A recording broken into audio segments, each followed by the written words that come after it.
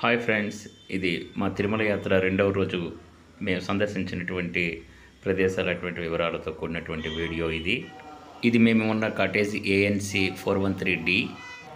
Cottage నుంచి బయటకు వచ్చి టిఫిన్ చేసి కొండపైన ఉన్నటువంటి క్షేత్రాలు చూద్దామని బయలుదేరాము. టిఫిన్ చేసిన తర్వాత అందరం ఒక గ్రూప్ ఫోటో దిగాము. ఈలోపు మా పిల్లలు వీళ్ళు ఆ ఫోటోలకి పోజులు ఇచ్చారు ఈ విధంగా. తర్వాత మేము ఒక జీప్ని మాట్లాడుకున్నాము. షేరింగ్ మనిషికి 200 చొప్పున మాట్లాడుకున్నాం. వేణుగోపాలస్వామి ఆలయం ఈ 3 కిలోమీటర్లకి మనిషికి తల 200 ఇచ్చి బయలుదేరాము. ఈరోజు ఎక్కువ రద్దీ ఉండటం వలన కేవలం ఈ 3 క్షేత్రాలకే అనుమతి ఇచ్చారట. ఇది వేణుగోపాలస్వామి ఆలయ గోపురం. చాలా చక్కగా బంగారు రంగులో ఎలా మెడమెడ తెలిసిపోతుందో చూడండి. క్యూ ఉంది, చాలా పెద్ద క్యూ. ఈ క్యూని చూసి ముందుగా నేనైతే చాలా భయపడ్డాను. ఎందుకంటే అంతకుముందు రోజు మేము సర్వదర్శనానికి వెళ్ళి సుమారు 15 గంటలు క్యూలో ఉండటం కారణంగా ఈ క్యూలో ఎలా నిలబడాలా అని భయం వేసింది. అయితే కేవలం ఒక పావు గంటలోనే దర్శనం అయిపోయింది. ఇది మేము క్యూలో నిలబడి ఉన్నప్పటి ఫోటో. పక్కనే హదీరాం బాబాజీ వారి సమాధి, ఆయన జీవిత విశేషాలతో కూడినటువంటి ఆ బోర్డు కూడా ఉన్నాయి. దాన్ని కూడా దర్శించుకున్నాం. ఆలయ ప్రాంగణంలో ఆంజనేయ స్వామి ఆలయం కూడా, విగ్రహాలు కూడా ఉన్నాయి, చూసాము. చాలా సంతోషం అనిపించింది. తర్వాత మేమైతే అక్కడ ఉన్నటువంటి దృశ్యాలని, షాపుల్ని దర్శించుకుంటూ వెళ్ళి ఇంకా నెక్స్ట్ జీప్ ఎక్కేసాము. జీపులో నుంచి కొండపైన ఈ విధంగా తిరుగుతూ ఉంటే నిజంగా ఆ చల్లగాలి చాలా చక్కగా హాయిగా అనిపించింది. నెక్స్ట్ మా వెహికల్ ఆకాశగంగకి తీసుకొచ్చేసాడు. ఇక్కడ మేము కారు దిగి ఈ విధంగా నడుచుకుంటూ వచ్చి ఆకాశగంగ యొక్క సుందర దృశ్యాలు చూడటానికి బయలుదేరాము. చూడండి ఎంత చక్కగా చాలా బాగుంటుందో ప్రకృతి యొక్క రమణీయత. దానికి తోడు వాతావరణం కూడా చాలా చల్లగా ఆహ్లాదకరంగా ఉండేసరికి చాలా బాగుంది అనిపించింది. మే నెలలో ప్రయాణం టూర్లు ఏ విధంగా చేయాలా అని ముందు మేము భయపడ్డప్పటికీ కూడా చాలా ప్రకృతి కూడా మా యందు దయ ఉంచి చక్కటి ఆహ్లాదకరమైనటువంటి వాతావరణాన్ని మాకిచ్చింది. ఇక్కడ నుంచి వ్యూ చూస్తూ ఉంటే ఆ అడవి, ఆ కొండలు ఇవన్నీ కూడా చాలా హాయిగా చక్కగా ఉన్నాయి. చాలా సుందరమైనటువంటి దృశ్యాలు. ఈ గాలి, ఈ నేల ఇవన్నీ ఎంత పవిత్రంగా ఉన్నాయో. ఇక్కడ గాలి పీలుస్తుంటేనే చక్కటి మనకి ప్రాణవాయువు చక్కగా అందుతుంది అని అనిపిస్తూ ఉంటుంది.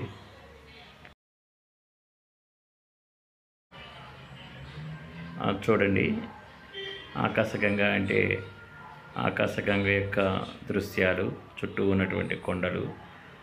కానీ పైనుంచి పడే జలపాతం, జలధార ఏదైతే ఉందో అది అంత పెద్దగా కనిపించట్లేదు. మా పాప ఇక్కడ ఫోటోలు దిగుతాను అని చెప్పి కిందకి వెళ్ళింది. మేమైతే కొంచెం దూరంలోనే ఉండి ఈ దృశ్యాలను చూసాము, మా పాప మేము. అది మా పెద్ద పాప కొన్ని ఫోటోలు దిగింది. తర్వాత మేము కూడా సెల్ఫీలు దిగి మళ్ళీ నిదానంగా మెట్లెక్కుతూ పైకి చేరుకున్నాము.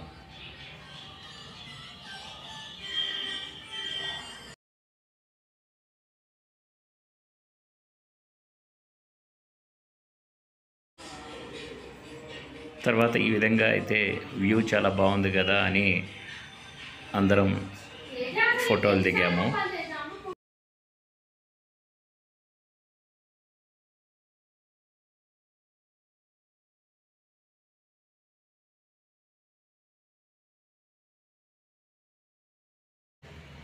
అలాగే ఇది నేను చేస్తున్నటువంటి తొలి వీడియో.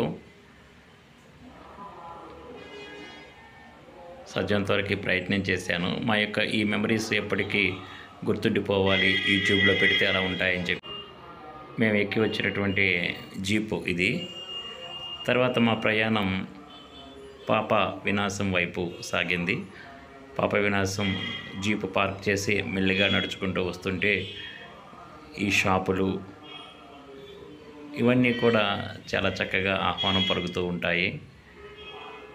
ప్రతి షాపు దగ్గర ఆగి ఆ వస్తువులను చూసి కొనాలనిపించేట్టుగా ఉన్నాయి. ఈ విధంగా షాపుల వైపు చూసుకుంటూ మేము పాప వినాశం వైపు నడుచుకుంటూ వెళ్ళాము.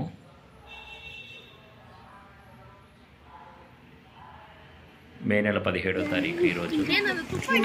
బాగా ఎండలుగా ఉండాల్సినటువంటి సమయం, కానీ ఇక్కడ మేము చిరు చల్లుల మధ్యలో తడుచుకుంటూ కూడా వెళ్ళవలసి వచ్చింది.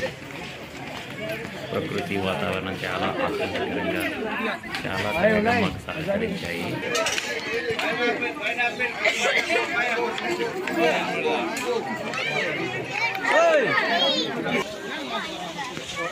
ఇది పాప వినాశం దగ్గర ఉన్నటువంటి డ్యాము. ఈ డ్యామ్ వైపు నుంచి మనం రైట్ సైడ్కి ఇలా తిరిగి చూస్తే పాప వినాశం ముఖ్యంగా ఇక్కడ గంగాదేవి అమ్మవారి ఇదే పాప వినాశం గుడి. ఇక్కడ పాప వినాశం నుంచి పైనుంచి పడుతున్నటువంటి జలధారల వద్ద స్నానం చేసి అమ్మవారిని దర్శించుకుంటారు భక్తులు. కానీ మేము ఆ జలధారని తల మీద అమ్మవారిని దర్శించుకొని వచ్చేసాము. చూడండి వ్యూ ఎంత బాగుందో.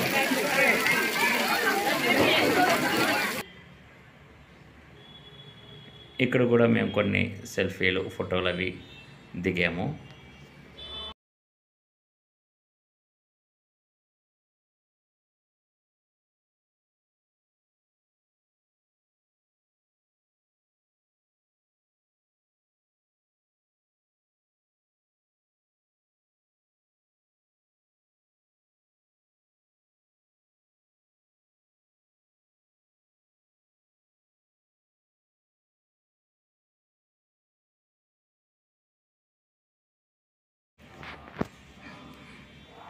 ఈ విధంగా మేము ఫొటోస్ దిగటం అయిన తర్వాత మరలా జీప్ ఎక్కి వెళ్ళిపోయాము. జీప్ అతను మిమ్మల్ని అన్నదాన సత్రం దగ్గర దింపుతాను అన్నాడు. సరే అన్నాం. వెంగమాంబ అన్నదాన సత్రం వైపుగా మా కారు బయలుదేరింది. ఈ వర్షం ఈ రోజంతా ఇలా కురుస్తూనే ఉంది. వర్షం వస్తానే కొండ దిగి కిందకి వెళ్ళిపోదాం అనుకున్నాం, కానీ ఈ వర్షం కారణంగా హాయిగా అనిపిస్తుంది. 17వ తారీఖు రాత్రి కూడా కాటేజ్లోనే ఉండటం జరిగింది. బయటికి వెళ్దామంటే తడిచిపోతామని చెప్పేసి ఏమీ తోచక నేను ఈ వీడియో తయారు చేస్తూ ఉన్నాను. తర్వాత వెంగమాంబ అన్నదాన సత్రం వైపుకి వెళ్ళి అక్కడ మేము భోజనాలు చేసి మరలా ఫ్రీ బస్ ఎక్కి మా ఏఎన్సీ కాటేజ్ వైపుకి వచ్చేసాము. వెంగమాంబ పరమభక్తురాలు. ఆవిడ పేరు మీదుగా ఒక పెద్ద భవంతిని నిర్మించి ఈ విధంగా అన్నదాన కార్యక్రమం చేయటం అనేది నిజంగా చాలా గొప్ప విషయం.